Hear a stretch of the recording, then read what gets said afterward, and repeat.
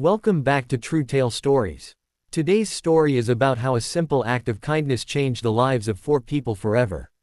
The afternoon sun cast a golden glow across the busy downtown street as 34-year-old Jake Morrison walked home from his small auto repair shop. His gray t-shirt was stained with oil, and his hands bore the marks of a man who worked hard for every dollar. Jake wasn't just a mechanic, he was a father, a widower, and someone who had rebuilt his life from the ashes of loss. After losing his wife 3 years earlier, Jake had dedicated himself to raising his 7-year-old daughter, Sophie. The community had helped him through the hardest times, and ever since, Jake made it a rule to return every bit of kindness he received. As he walked past rows of parked cars, he suddenly heard the familiar sputter of an engine failing to start. He stopped, listening, the repeated click of a key turning in vain, then silence. He turned his head and spotted a sleek black sedan across the street, hood open, steam rising faintly from within. A woman in a navy business suit stood beside it, frustration written across her face as she spoke on her phone. Beside her, in the passenger seat, a little girl about Sophie's age sat watching, her small face filled with worry. Jake's instincts took over. He crossed the street and approached with an easy smile. "Excuse me," he said, "looks like you're having some car trouble. I'm Jake Morrison, I run the auto repair shop just down the street. Would you mind if I take a look?" The woman ended her call, studying him cautiously. "I'm Elena Hartwell," she said. "I was just calling for a tow truck, but they said it would take 2 hours." Jake smiled reassuringly. "Before you spend that kind of money, why don't I take a quick look? Maybe it's something simple." Elena hesitated, then sighed. "Honestly, I'd appreciate it. I'm already late for an important meeting." Jake leaned under the hood, scanning the engine with practiced eyes. Within seconds, he spotted the problem, a loose battery connection. He tightened it, wiped his hands on a rag, and straightened up. "Good news," he said. "It's just a loose terminal. You're all set." Elena blinked in surprise as the engine purred back to life. "You're a lifesaver, Mr. Morrison. How much do I owe you?" Jake waved it off. "Please, call me Jake. You don't owe me a thing. It only took 5 minutes." Elena frowned. "I can't let you work for free." Jake smiled softly, glancing at the little girl who was now grinning at him through the car window. "I've got a daughter about your age. I know how much it means to keep things running smooth when you're taking care of a kid.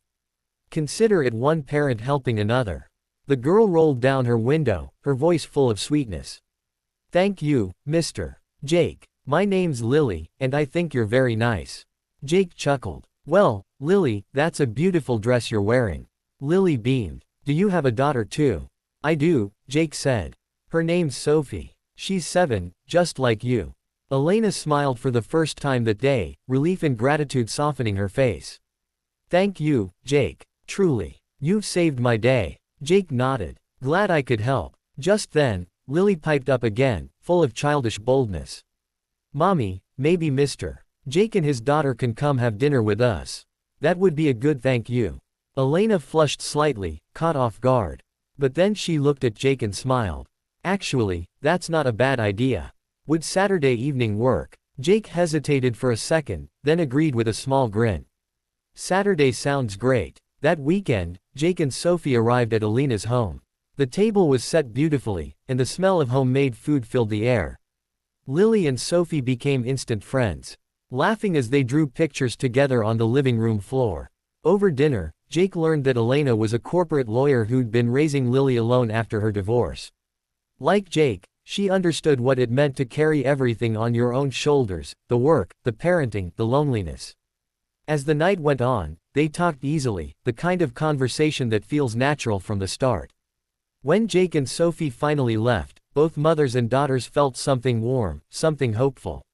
Weeks passed, and dinner became a regular tradition. The two families began spending more and more time together, Sunday picnics, movie nights, helping with homework. Jake and Elena found in each other what they didn't realize they were missing: comfort, laughter, and the quiet certainty of trust. One evening, Lily ran up to Jake holding a drawing. "Mr. Jake, I drew us fixing the car. See, you, Mommy, and me, all happy." Jake smiled at the crayon figures, touched by the simple joy of it. Then Lily leaned close and whispered, "I think you should marry my mommy." She smiles more when you're here. And Sophie could be my sister. Jake's heart tightened with emotion. That's a big idea, Lily, he said gently. But you might be onto something. 6 months later, that something had grown into love. On a bright Saturday afternoon, exactly 1 year after that fateful car repair, Jake knelt beside the same black sedan and held out a ring. Elena, he said, voice steady but full of feeling, a year ago, I thought I was just helping a stranger. But you and Lily became the missing piece of our lives. You made Sophie and me a family again. Tears filled Elena's eyes as she said yes. Nearby, Sophie and Lily squealed with excitement, hugging each other and shouting, we're sisters now. At the wedding 6 months later, both girls walked down the aisle as flower girls, scattering petals and joy. During the reception, Lily handed Jake another drawing, this time of 4 stick figures holding hands under a giant red heart.